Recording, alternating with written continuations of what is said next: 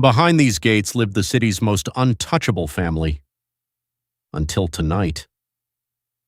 No amount of money can buy your way out of murder. Today's phrasal verb is cordon off. What does it mean? To cordon off means to block an area with tape or barriers so people can't enter. You'll often see police or city officials doing this when there is danger. Let's look at a few examples. Example 1.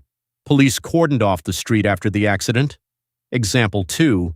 The park was cordoned off during the festival setup. And example 3. Don't go near, it's cordoned off for safety. Let's review the form. Cordon off is a phrasal verb used to block an area. For example, they cordoned off the building. Learn the phrase cordon off to sound much more natural in your everyday English. Like this, they cordoned off the crime scene. For more daily English lessons, make sure to follow at Concord Henry or at ConcordBlack.